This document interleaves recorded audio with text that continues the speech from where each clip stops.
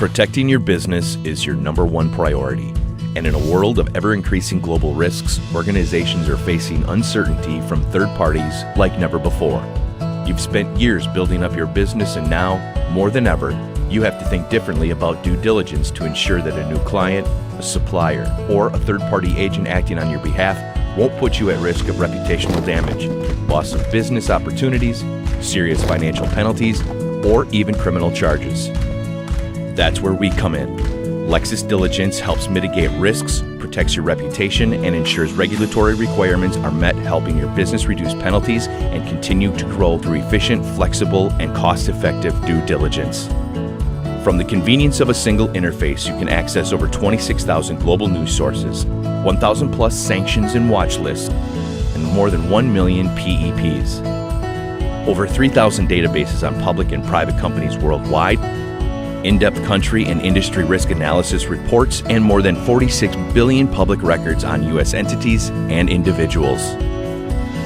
Lexis Diligence empowers your due diligence process, allowing you to set up alerts for ongoing monitoring of critical third parties and to generate auditable due diligence reports to mitigate supplier and anti-bribery and corruption compliance risk more effectively.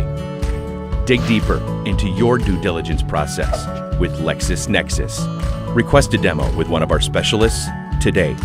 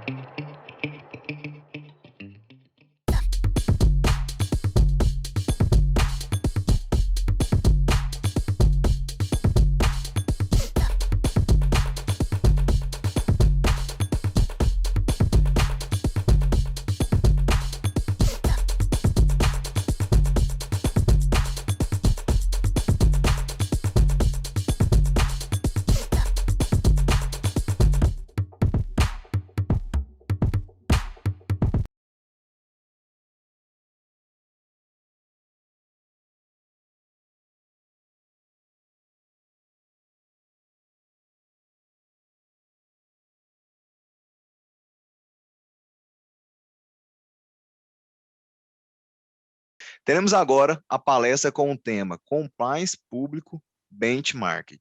Para coordenar as atividades da mesa de trabalho e também apresentar o mini currículo das palestrantes, convidamos a doutora Karine Eslar, parceira do escritório Jacó Coelho Advogados, presidente do MILA, Movimento por la Integridade em Latino-Americana, estratégia do CWC, Compliance Women Committee Latam, possui formação como DPO pela Escola Tradius, certificada em Ética e Compliance pela UCEMA, Universidade del SEMA, Buenos Aires, possui curso de interpretação das normas ISO 19600 e 37001 pela Boreal Veritas e curso em Ética e Compliance pelo INSPER, mestre em Direito, Relações Internacionais e Desenvolvimento pela Pontifícia Universidade Católica de Goiás, escritora, professora e palestrante. Doutora Karine, a palavra é com você.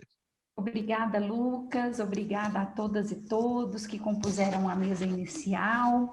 Eu quero convidar agora, então, para falar conosco um pouco sobre compliance público, duas feras no assunto, duas pessoas fantásticas, mulheres maravilhosas que sabem muito e a gente vai aprender muito com elas. Inclusive, eu estou aqui ansiosa para aprender bastante com elas. Quero convidar, então, para compor a nossa mesa virtual, a ilustre doutora Isabela Frota, advogada, subprocuradora-geral do Distrito Federal, atuante na área de gestão estratégica, governança e inovação, formada em LLM em Direito Empresarial pela Fundação Getúlio Vargas, obteve certificação em compliance avançado, organizado pela Thomson Reuters, em parceria com a Chartered Institute for Securities and Investment, coautora intelectual de projetos de medidas legislativas anticorrupção no Distrito Federal, que resultou na edição da Lei 6.112 de 2018 e na Resolução CLDF número 300 de 2018. Colaboradora da ENCLA, Estratégia Nacional de Combate à Corrupção e Lavagem de Dinheiro, presidiu o grupo de trabalho para a elaboração e implantação de programas de integridade pública da Procuradoria-Geral do Distrito Federal e participa do Fundo Distrital de Combate à Corrupção. Coordenou a obra Compliance, Essência e Efetividade pela editora Conselho Federal da OAB.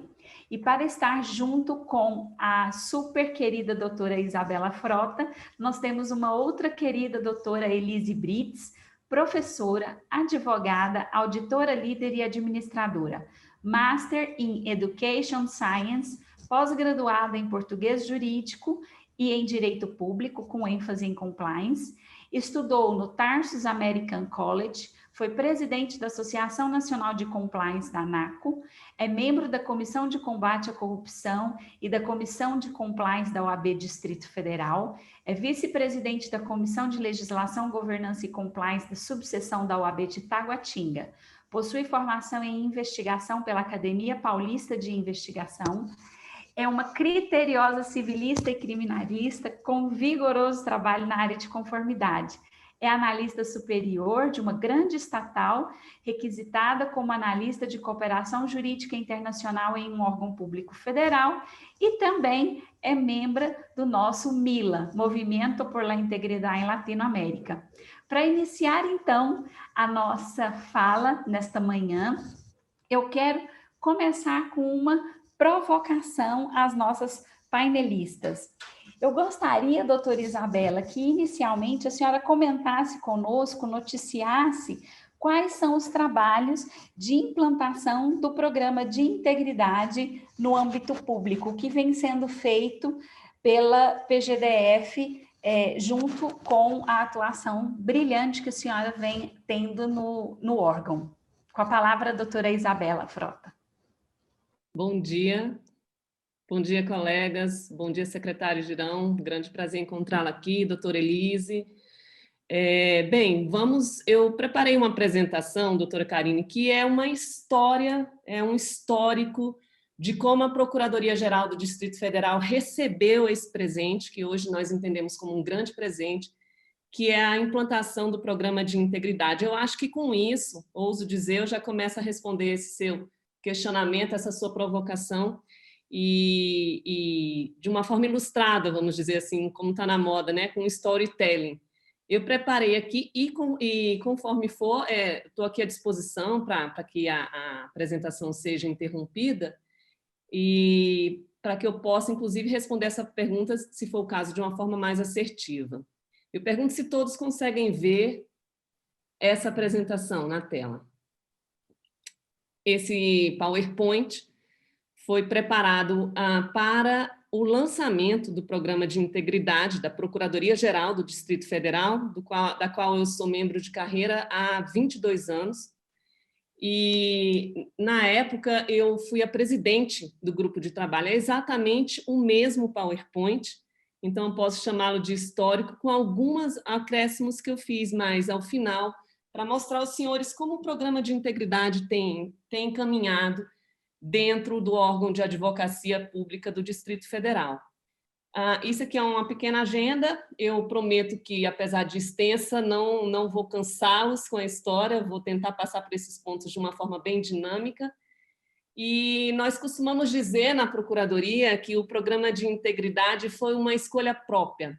Hoje, no Distrito Federal, como salientou o secretário Girão, nós temos um decreto, desde 2019, aliás, que determina a obrigatoriedade dos órgãos do Distrito Federal de implementarem os seus programas de integridade pública.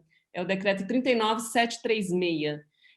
Mas a Procuradoria, por uma determinação da nossa Procuradora-Geral, doutora Ludmila Galvão, encampou essa iniciativa antes da publicação do decreto, ou seja, foi uma escolha institucional dada a importância de um programa de integridade dentro de um órgão de advocacia pública.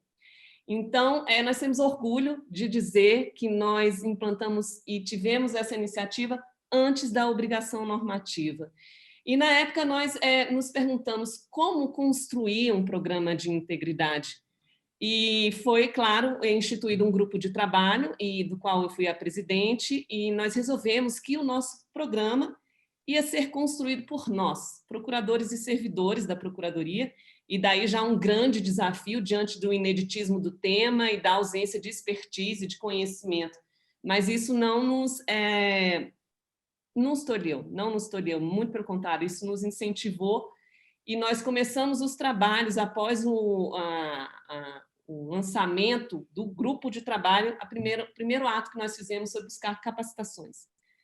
Essa aqui são registros fotográficos do curso de capacitação em gestão de riscos que nós fizemos junto à Controladoria Geral do Distrito Federal, que foi sempre uma grande parceira da Procuradoria.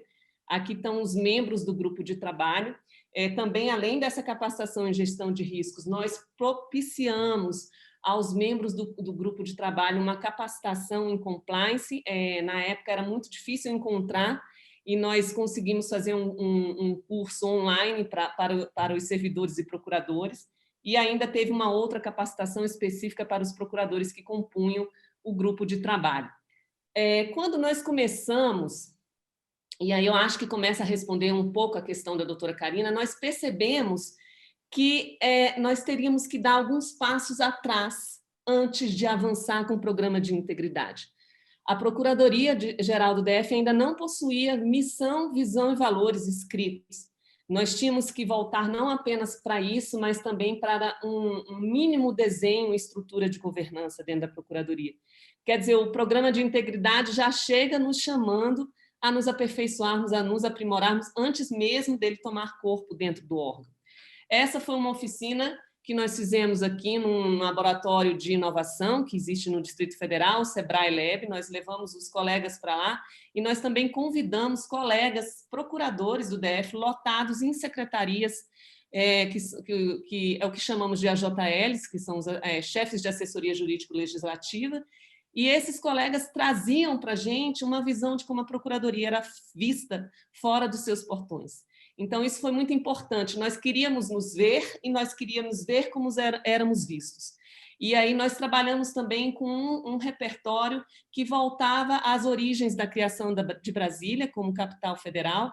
Inclusive, ali tem um mural que nós montamos com as fotos da construção da cidade, estudamos, inclusive, discursos, as entrevistas do JK, porque a integridade, eu costumo dizer que ela é um aspecto da ser-humanidade. Quando se fala nisso, pensando no órgão público, nós podemos pensar, sem medo de errar, que se trata de uma reconstrução da identidade institucional, e era isso que nós buscávamos. Na origem, o que é a Procuradoria-Geral do Distrito Federal, o que é representar judicial e extrajudicialmente os interesses deste ente federado e a consultoria jurídica de toda a administração pública do Distrito Federal.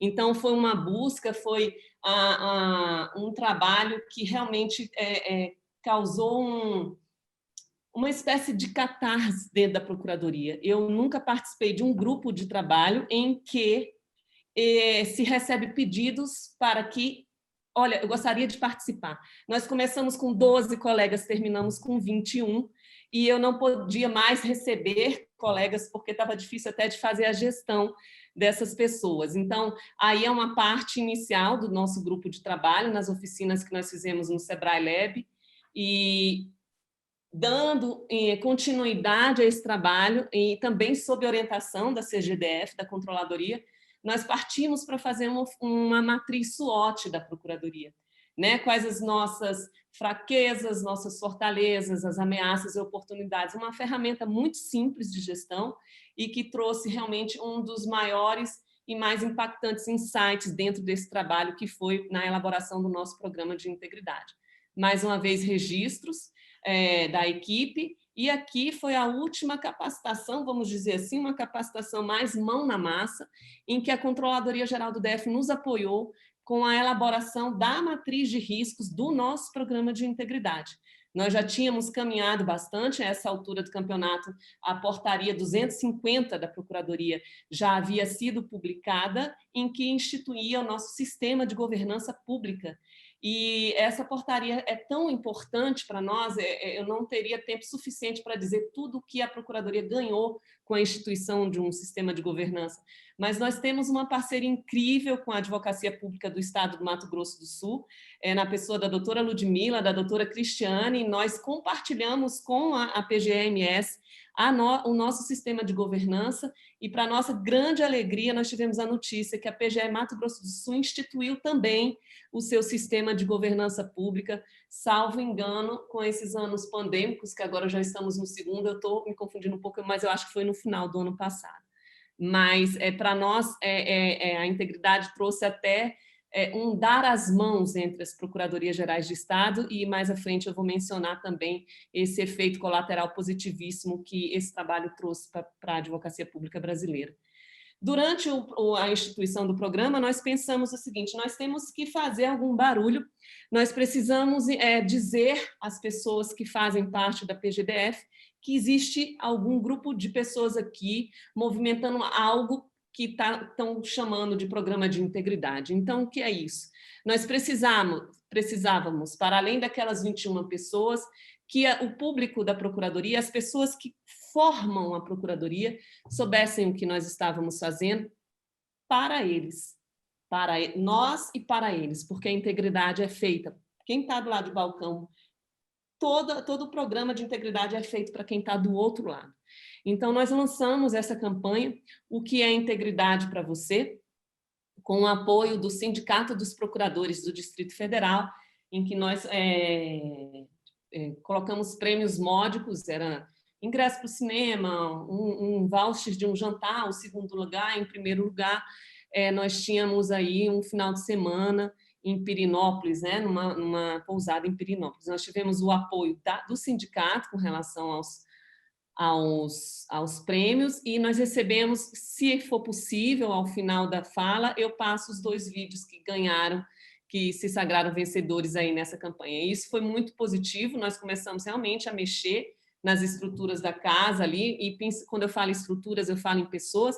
Eu costumo dizer que uma pessoa jurídica é uma ficção jurídica, como a gente sabe, nós que somos do direito, e ao fim e a cabo, a PGDF são as pessoas que a compõem, que todos os dias acordam e vão trabalhar naquele setor do mercado público e fazendo aquela rotina que tem que ser feita. Então, a integridade, ao fim e ao cabo, é para as pessoas que compõem aquele órgão público, no caso a PGDF. O trabalho foi tão substancioso que, com 4 meses de grupo de trabalho, nós pedimos autorização à doutora Ludmila Galvão e depositamos essa iniciativa da Procuradoria para concorrer ao prêmio Marco Maciel, que no ano de 2019 teve como tema ética e transparência na relação entre o público e o privado, e foi uma grande alegria para a Procuradoria ver estampada ali no Panteão da República, onde foi a solenidade de premiação, o nome do nosso órgão entre 2 grandes expoentes no Brasil, o TCU e a Câmara dos Deputados, e um trabalho que nós tínhamos começado apenas 4 meses atrás. O resultado desse GT está corporificado nesse documento chamado Estabelecimento do Contexto de Integridade. Esse documento hoje contém a nossa matriz de riscos de integridade e o plano de ação de integridade que está em andamento. A Procuradoria, esse é um documento que nos foi entregue pela CGDF e nós customizamos para a Procuradoria, inclusive adotando algumas diretrizes da CGU. Então, nós tivemos um modelo híbrido de constituição do nosso programa de integridade, que todos aqui, eu imagino, a maior parte, já compreenda, né? Baseado nesses eixos do programa, de um programa de integridade pública, né? Então, apoio da alta direção, gestão de riscos, o código de ética, formulação de políticas e procedimentos de integridade, canal de denúncias, e, principalmente, para mim, o primeiro e o último, comunicação, treinamento e capacitação das pessoas. Não é muito preciso dizer sobre isso, nós temos inequivocamente o apoio da alta direção da Procuradoria, hoje na pessoa da Procuradora-Geral e também da alta cúpula da Procuradoria, que hoje compõe o Comitê Interno de Governança, nossos 3 procuradores adjuntos, o nosso secretário-geral e a procuradora corregedora do Distrito Federal, que hoje é quem roda o programa dentro da Procuradoria. Nós também criamos uma instância de integridade pública, que nós chamamos de NUGIP, e é uma instância de governança, é um núcleo especial de governança e integridade pública da PGDF. Quem é a coordenadora hoje é a doutora Ana Virgínia, nossa procuradora corregedora. Nós integramos também a esse núcleo a ouvidoria da Procuradoria, a área de comunicação institucional e nossa comissão de ética, que é formada por 3 procuradores e por 2 servidores. Não poderia deixar de falar, não podemos deixar de falar das flores sobre a importância da gestão de riscos. A nossa matriz de risco é, de fato e de verdade, a coluna dorsal do nosso programa, tanto que o primeiro ponto do nosso plano de ação, a primeira ação a ser executada na implementação do programa era a elaboração do nosso regimento interno, e que para muitos órgãos isso pode não guardar uma relação com a integridade, mas da nosso estudo, do nosso gerenciamento de riscos, nós vimos que sim, estavam totalmente relacionados, e o nosso regimento externo interno já datava de 19 anos e já não acompanhava mais e retratava a atual estrutura organizacional da Procuradoria. O nosso regimento foi publicado agora, no dia 13 de maio de 2021, fruto de um imenso trabalho dentro da Procuradoria, descomunal, realmente descomunal, elaborar um regimento interno num órgão como o nosso, que é um órgão absolutamente capilarizado. As funções são muito especializadas dentro da Procuradoria, mas são um trabalho que também significou um resgate da nossa identidade funcional. Trabalhamos hoje com o risco de integridade, buscando entender o ser humano e que tipo de risco cada ser humano está exposto. Obviamente que o programa de integridade da Procuradoria não chegou a esse nível de detalhamento, mas temos essa consciência da importância do fator humano num programa de integridade e da importância de se comunicar e capacitar. A instituição deve deixar absolutamente claro o que ela quer. Então, como eu disse no início, o programa de integridade é feito por e para as pessoas. E é importante nós entendermos a diversidade de perfis que existem dentro de uma instituição e como tratar isso. E quais são as áreas quentes em que nós precisamos ter um olhar mais detido dentro de um órgão de advocacia pública. Nós temos consciência que a integridade, eu costumo dizer que ninguém nasce íntegro. Eu costumo dizer também e vou ousar dizer isso aqui num fórum como esse, que nós que trabalhamos com integridade temos a pretensão de nos acharmos íntegros. E, na realidade, nós estamos nesse caminho tanto quanto aqueles que nós entendemos que possa não ter um nível satisfatório de integridade. Ninguém nasce íntegro. Eu me recuso a entender algumas classificações que se fazem das pessoas em relação ao quesito, vamos dizer assim, integridade. Na minha concepção, a integridade é uma cultura que se forma na cabeça da pessoa, diariamente. Integridade não é feito para estar numa estante. O poder público já costuma ter inúmeras legislações e normativos, muitos dos quais a gente não pode alegar desconhecimento, mas às vezes a gente sequer conhece. Eu, conversando recentemente com o presidente da nossa comissão de ética, doutor Marcelo Alencar, e ele falava exatamente isso, como trabalhar o papel educativo da comissão de ética dentro do setor público e não mais como uma pecha de punição ao servidor público, de tantas sanções às quais nós já estamos submetidas, e o fato é saber se questionar se realmente esse rol de sanções e esses códigos, eu costumo dizer que às vezes parecem até, os códigos de conduta parecem até códigos penais, realmente estão funcionando. Porque a pergunta que nós buscamos fazer é onde está o controle? O controle está nessas leis, nesses normativos, nesses procedimentos, ou está na cabeça e dentro de cada pessoa? Um dia eu estive num sítio em Juazeiro do Norte e numa brincadeira nós fomos lá estudar gestão de integridade durante uma semana com representantes do setor produtivo. Eu era a única do setor público e o proprietário do sítio disse isso, numa brincadeira que eu acho bem ilustrativa, peço licença para contar para os senhores. Ele dizia que em determinado momento do casamento, longo casamento, ele tentou se engraçar e a esposa dele disse o seguinte: olha, vai, é uma responsabilidade sua. E ele nos falou o seguinte: nesse momento eu senti o peso do que é a responsabilidade realmente, o controle realmente está dentro de você e você não ter uma companheira, uma esposa que vai te cobrar uma atitude todos os dias. Então, a pergunta que nós devemos fazer enquanto servidores públicos: onde está o controle? Está nas normas, está nas leis ou está dentro de mim? Qual o sentido de eu ser servidora pública, de servir ao público? O que isso traz não apenas para a identidade do meu órgão, mas para a minha identidade como pessoa, porque passo no mínimo 8 horas dentro de um órgão público, prestando serviço ao cidadão.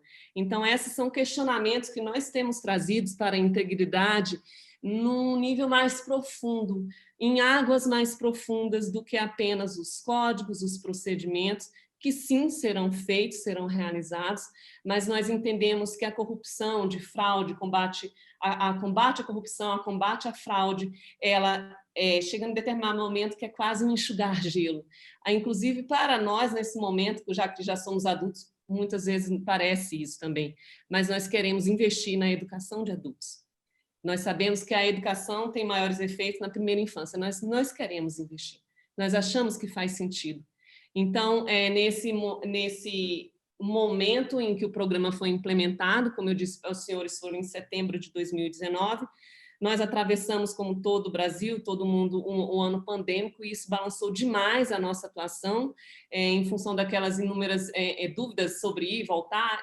A gente pensava até que, eu cheguei a pensar, bem, a quarentena vão ser 40 dias, eram 15, 40, e no final que o programa demorou para rodar, mas agora a gente retomou, a doutora Ana Virgínia está fazendo um belíssimo trabalho na Procuradoria, e esse foi um dos eventos que aconteceu quase no findar do ano de 2020, em que reunimos 5 procuradorias de Estado para tratar sobre o programa de integridade em órgãos de advocacia pública, com a presença aí do nosso anfitrião, do nosso convidado especial, melhor dizendo, Wagner Rosário, o ministro da CGU, que também nos presenteou na abertura do programa de integridade da Procuradoria-Geral do Distrito Federal, no lançamento.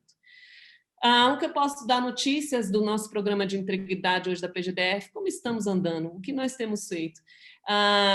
Eu faço parte do NUGIP, porque hoje integro como suplente a Comissão de Ética, e tenho acompanhado o trabalho da doutora Ana Virgínia, Esse é um ciclo de palestras que está sendo idealizado para a Procuradoria em função da nossa matriz de riscos, nada é aleatório, e nós buscamos apoio da CGDF, obtivemos da Secretaria de Economia e também da Escola de Governo, que tamanha a importância do tema, houve por bem ampliar a abrangência.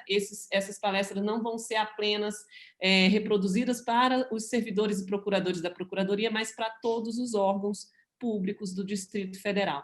E, além disso, nós também estamos trabalhando num plano de comunicação institucional, com a previsão de post-its, de quiz, de uma série de medidas para comunicar a integridade de uma forma rotineira dentro das paredes da Procuradoria. Nós entendemos que a integridade é um espaço humano para a inovação, no momento em que o servidor público passa por tantos questionamentos sobre a sua efetividade, sobre a sua suficiência, em que o serviço público é tão questionado sobre a qualidade do que nós entregamos ao cidadão. Como disse aí também o secretário Girão, um serviço eficiente a um preço justo. É questionar se nós, enquanto cidadãos, mas não do lado de cá do balcão, quando eu falo como servidora pública, mas se do lado de lá, nós, como cidadão, vemos, de fato, de verdade, valor agregado no serviço público que o servidor público presta. Então, eu costumo dizer que a integridade é uma ponte de ouro, de resgate para aquele servidor que já tem uma pecha, uma média de pecha de ser ou incompetente ou corrupto. Nós precisamos realmente resgatar essa dignidade em função da igual dignidade do serviço que nós prestamos e da tutela que nós temos em nossas mãos do interesse público. Eu costumo encerrar as palestras, esses diálogos que eu faço com um texto de Isaías. E antes de iniciar aqui a minha fala, talvez, Elise, eu fale no final esse texto, mas eu estava lendo aqui a Bíblia e eu vi um outro texto que eu achei que seria o caso de falar nesse momento. Eu acho que é o momento que eu fico mais emocionada nas conversas que eu tenho em público. E eu estava lendo sobre um cara que, ao olhar, talvez ao nosso olhar dos dias de hoje, nós olhássemos para ele e pensássemos que ele seria, no mínimo, esquizofrênico, que foi aquele João Batista que batizava ali no Rio Jordão, se vestia com umas roupas estranhas e também comia gafanhoto e mel. E aquele cara, quando ele batizava, perguntavam para ele o que eles deviam fazer. E ele dizia o seguinte: não cobreis mais do que o estipulado. Também soldados lhe perguntaram: e nós, que faremos? E eles lhe disse: a ninguém maltrateis, não deis denúncia falsa e contentai-vos com vosso soldo. Então, numa sociedade como daquela época, em que prevalecia o legalismo, o judaísmo da lei de Moisés, em que parecia que você cumprindo aquelas 10 leis, você estava conforme, você estava em compliance. Vem alguém para dizer, tem algo mais que você pode fazer. Não receber propina, contentar com o seu salário, não cobrar mais imposto do que aquele que é devido. Isso, para mim, é integridade. E, Elise, eu vou dizer de todo modo, o texto de Isaías é um texto muito bacana que diz o seguinte: aquele que anda reto, que fala corretamente, que recusa o lucro injusto, e cuja mão não aceita o suborno, que tapa os ouvidos para as tramas de assassinato e que fecha os olhos para não contemplar o mal, é esse o homem que habitará as alturas. Seu refúgio será a fortaleza das rochas, terá suprimento de pão e água não lhes faltará. Eu tenho certeza, colegas, que nessa jornada da integridade, árdua, íngreme, não nos faltarão rocha, pão e água. Sigamos firmes e, caso seja possível, doutora Karine, estou aqui à disposição para tentar passar os vídeos dos colegas da Procuradoria que ganharam a premiação da campanha O que é Integridade para Você, mas gostaria de respeitar bastante o horário dos colegas que vão falar após mim, após a minha pessoa. Muito obrigada a todos e um bom dia. Doutora Isabela, nós agradecemos a sua participação, as suas reflexões iniciais e finais.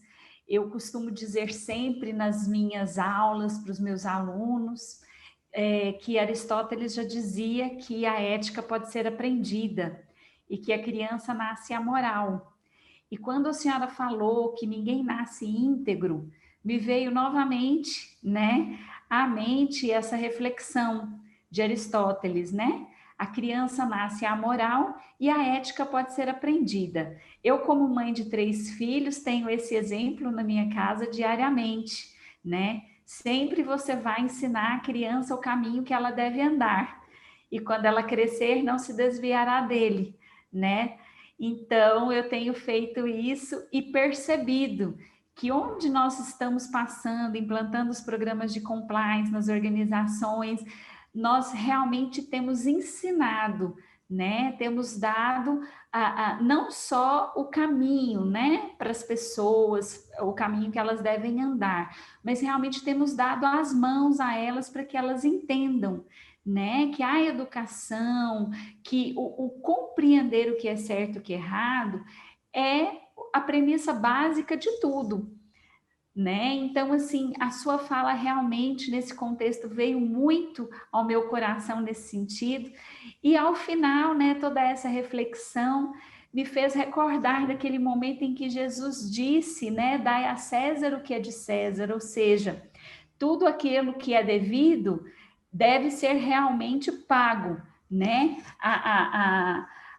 às autoridades públicas, ao que for, mas as pessoas, às vezes, elas tendem a se rebelar, não querer cumprir com as suas obrigações, né? Então, a gente realmente precisa fazer esse trabalho educacional. Isso é extremamente importante e fundamental. Eu tenho aqui um questionamento, doutora, já aproveitando a oportunidade, o Giovanni Werneck está perguntando se ele vai ter acesso, se eles podem ter acesso aos slides. Eu estou numa dúvida, eu estou numa dívida, inclusive, com o Estado do Mato Grosso do Sul, porque eu estive aí num evento internacional de compliance público e me fizeram essa mesma pergunta. Por mim, eu compartilho, eu só preciso ver a questão dos colegas que aparecem nas fotografias. E desde a época que eu estive aí, eu não vi isso ainda, mas eu vou me comprometer a verificar essa questão da imagem dos colegas que estão nas fotografias dos slides, né? Que são esses colegas que compuseram o grupo de trabalho. Mas, eventualmente, eu posso retirar as imagens, se não for possível compartilhá-las, e compartilhar todo o restante sem nenhum problema. Com isso, eu já me comprometo. Perfeito, agradeço então a senhora. Entendo então que o nosso colega Giovanni já tem a sua devida resposta, nós vamos entrar em contato depois.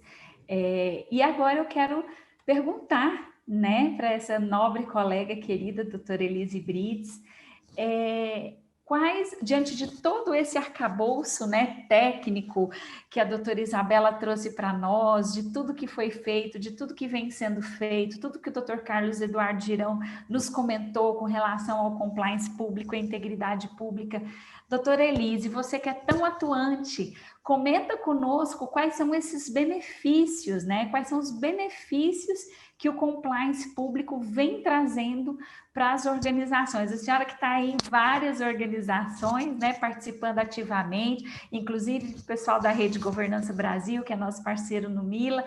Conta para gente o que você tem sentido, né, nesse caminhar de benefícios, de apontamentos positivos que vêm sendo, então, sentidos mesmo, né, com essa experiência da adoção do compliance pelas instituições públicas, pelas organizações públicas. Primeiramente, queria dar bom dia a todos, bom dia à mesa, né, de abertura, às autoridades que estiveram aqui presentes, né, em nome, é claro, aí vou congratular todos que estão no Across Regional, principalmente aqui no OMS, né, Across MS, e, claro, agradecer o convite. Realmente, falar depois da doutora Isabela assim, algo muito difícil, porque ela contemplou todo o aspecto necessário que a gente precisa para implementar um programa de compliance. Aqui, nós ganhamos uma consultoria técnica profissional maravilhosa. Tivemos aí o conhecimento de que precisamos, às vezes, revisitar o nosso passado para poder construir é algo positivo dentro, e não só na gestão pública, tá? Isso também pode ser feito na gestão privada, quando a gente fala de planejamento estratégico, ou seja, visitar missão, valores, princípios da instituição, para formatar um plano de ação. Mas, já inicialmente respondendo às perguntas, né, da doutora Karine, eu gostaria de dizer que o compliance, seja público ou privado, ele traz para a gente um sistema de gestão integrado. Por meio do compliance, a gente consegue efetivamente atuar na administração. Muitas pessoas, inclusive administradores, e eu posso falar de cátedra porque eu sou administradora, a gente sai no mercado com formação ou sem formação, acreditando que a gente pode desempenhar um papel administrativo, seja num órgão público ou numa empresa privada, e confiando nessa expertise natural do ser humano. Entretanto, para que a gente tenha uma gestão efetiva e integrada que proporcione resultados, é necessário esse step by step que a doutora Isabela nos trouxe aí tão brilhantemente. O compliance público, ele gera um maior valor agregado. A doutora Isabela falou do cidadão. O cidadão, ele é o cliente. Se a gente for colocar num viés, por exemplo, institucional, pensando em pessoas privadas e fazendo um paralelo e um comparativo, claro, o servidor público, o agente público, as pessoas que compõem a máquina são os clientes internos, mas o cliente final de tudo aquilo que é feito pela máquina estatal é o cidadão. É ele que recebe o produto, o serviço, aquilo que é realizado dentro de um órgão público. E para ele, nada mais do que melhor ter valor agregado a tudo aquilo que ele está recebendo. Proporciona, claro, quando a gente implementa um sistema de compliance integrado, uma maior sustentabilidade, uma maior longevidade, ou seja, a perspectiva do seu negócio, da sua atividade, ela vai ser vislumbrada a longo prazo. Por quê? Porque você consegue elaborar uma estratégia. E aí a própria doutora Isabela trouxe o exemplo.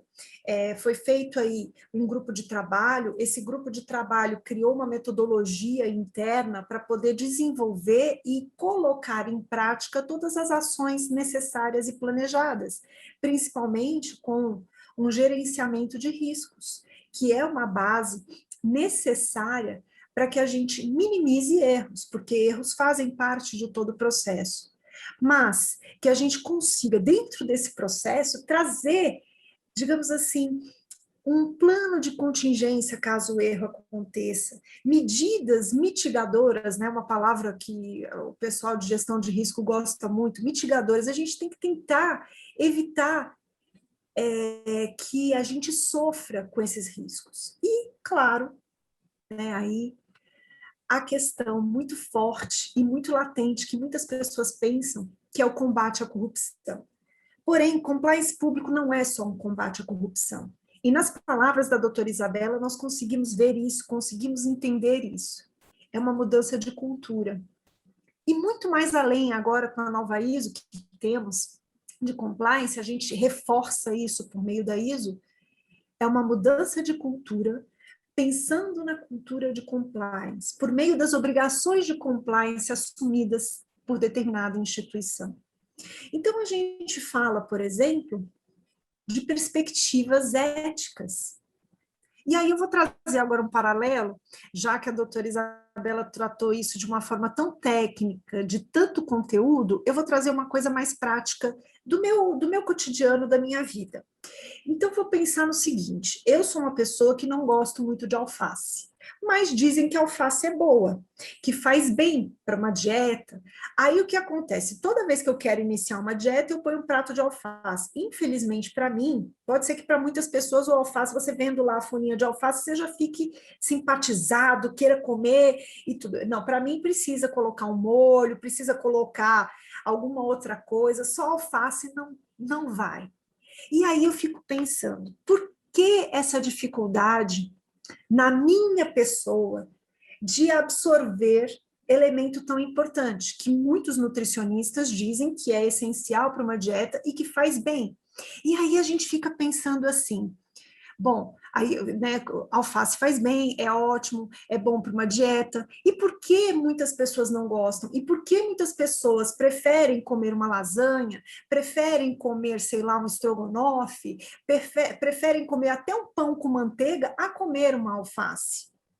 Sabendo-se que a alface faz bem para a saúde. Claro que se ela for comida em excesso, né, a gente sabe que tem manganês, que ela é meio calmante, então tem todo um efeito, nada em excesso. Olha lá, já estou fazendo os paralelos, hein? Vamos fazer esse paralelo para trazer isso para a prática. Nada em excesso também é bom. Mas o porquê dessa dificuldade e o porquê que eu preciso compreender isso e colocar isso dentro da minha dieta. Vou mais além. A gente sabe que o exercício físico faz bem, pelo menos é o que diz, é o que os estudos nos falam, e isso já vem desde a Grécia Antiga, que criou aí os esportes, Olimpíadas e tudo mais, para mostrar que mente sã, corpo são, e por aí vai. Mas por que é tão difícil para mim, estou colocando isso no meu espectro, tá? Mas pode ser que alguém aí se identifique, acordar de manhã e ir para a academia. Por que que tem essa dificuldade? Agora vamos fazer o paralelo para a ética.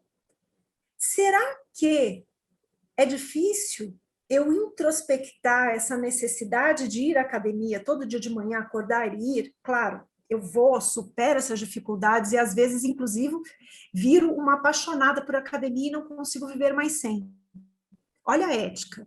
Será que, às vezes, é difícil eu implementar essa mudança de postura, essa mudança de rotina, essa mudança de hábito, pelo entendimento apenas de que faz bem, de que é bom, porque muitas pessoas falam que a ética é boa, que faz bem, que se a gente coloca e introduz essas boas práticas na nossa vida, se a gente começa a atuar pelo bem, colocando aí dentro da filosofia, não vou entrar no mérito do que é bem, mas muitas pessoas sabem o que é bem filosoficamente falando, né? Por que que muitas pessoas se desviam do caminho? Por que que eu me desvio do caminho? Por que que eu, quando estou pilotando um carro, eu atravesso um sinal vermelho? Então, quando a gente começa a fazer essas reflexões, colocando isso para as nossas rotinas diárias, desde essa dificuldade que, de repente, eu posso ter em implementar uma boa prática na minha vida, que é uma academia ou um comer alface, ao invés de comer um pão com manteiga ou uma lasanha, por que que eu tenho essa dificuldade também em fazer isso com a ética? E aí a gente vem para uma máquina, que é a máquina pública, que vem desgastada, sim. A sociedade brasileira não acredita muito nisso. Mas eu posso dizer que eu sou fruto da iniciativa privada e decidi e optei por servir ao público. Eu abro mão todos os dias de muitas oportunidades, porque quando eu atuava na esfera pública, eu inclusive tinha um melhor salário, eu tinha melhores perspectivas e não tinha tantas limitações éticas, inclusive. Então, a gente tem que pensar que, de repente, eu estou generalizando pelo espectro das pessoas que se desviam desse caminho. E não estou olhando aquelas pessoas que têm o compromisso e que assumiram realmente isso por uma paixão, por uma opção, por um projeto de vida. Quem me conhece sabe, né, como eu atuei, eu já auxiliei a implementação de programas de integridade em muitas instituições públicas e privadas até. Então, a gente precisa, dentro da premissa pública, entender que o serviço é para o cidadão. Primeira questão. A segunda é compreender que toda instituição, inclusive a máquina pública, é composta de seres humanos. E eu, ser humano, na iniciativa privada ou na iniciativa pública, eu posso querer furar uma fila para tomar uma vacina, mesmo sem a necessidade de tomá-la. Isso pode acontecer. Não é o correto, não estou dizendo aqui que é o correto. Mas é o que acontece, a gente tem visto isso. Eu vi um post no Instagram que eu fiquei horrorizada, né? Foi tipo um meme, né? Falando que a pessoa, ela defende tanto o combate à corrupção e tudo, mas que ela se usou do cargo, por exemplo, tá? Uma pessoa da segurança pública. Não estou dizendo que as pessoas da segurança pública fazem isso, mas pessoas que estão na segurança pública normalmente são servidores públicos, agentes públicos, pessoas que estão lá com o munus público para atuar em prol do cidadão, que é o cliente da sociedade. Mas existem pessoas que não estão na rua defendendo a sociedade, estão onde? No escritório, lá dentro, ou mesmo em home office. Só que por ser um agente de segurança pública, ele se acha no direito de burlar a fila, mas ele não está enfrentando a sociedade, andando nas ruas e monitorando.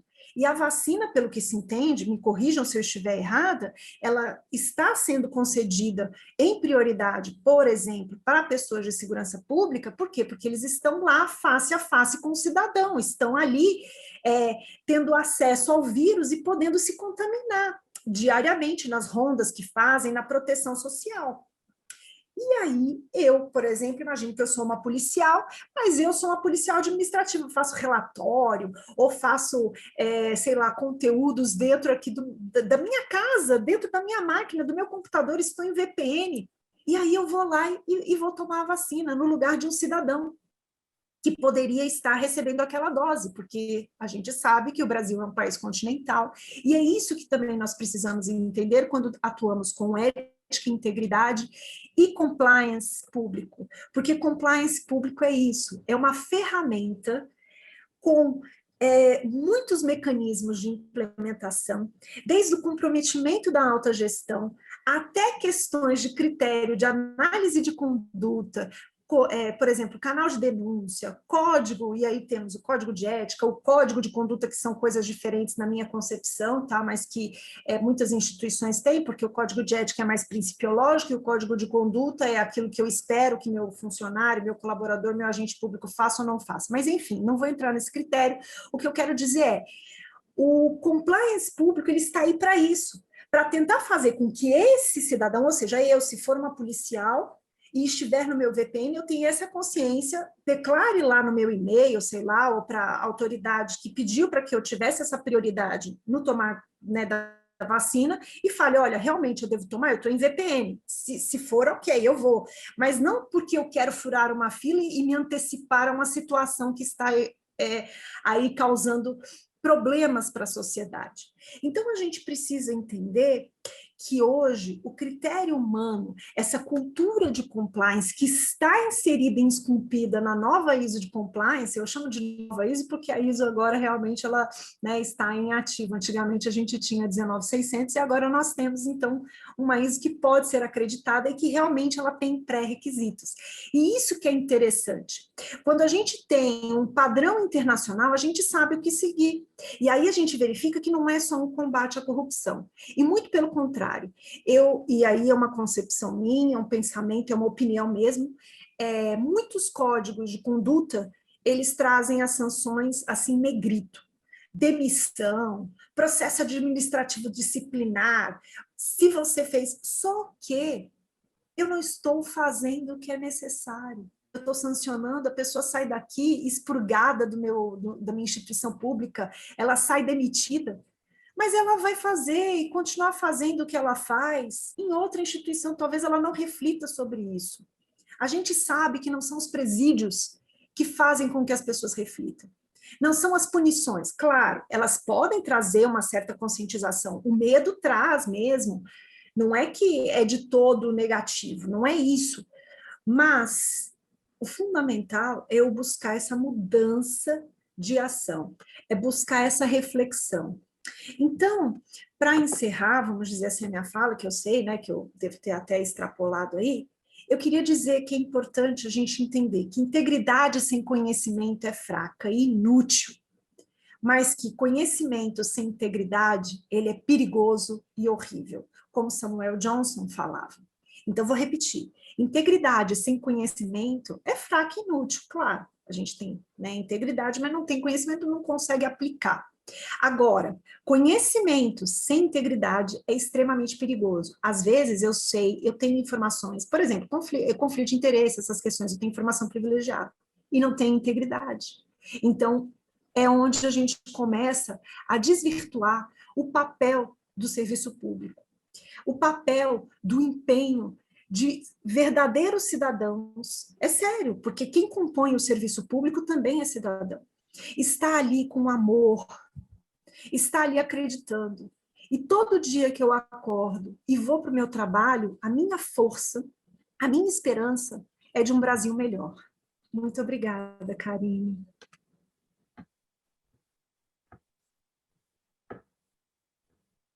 Elise, excelente fala, que delícia, que coisa maravilhosa ouvir essa reflexão, né? Você não ultrapassou o horário, foi britânica. Muito obrigada pela sua consideração e carinho em respeitar o nosso horário. Quero novamente agradecer esse painel, doutora Isabela, doutora Elise Brits. Estou encantada com os apontamentos, tenho certeza que o nosso público também. Deixe-me ver, tem um questionamento aqui. Não era o mesmo questionamento anterior. Quero agradecer, então, e sem mais estender-me, né? Eu quero passar a palavra para o Lucas, para os próximos painéis. Doutora Isabela, doutora Elise, muito obrigada. Aprendemos muito com vocês hoje pela manhã. Muito obrigada mesmo, de coração.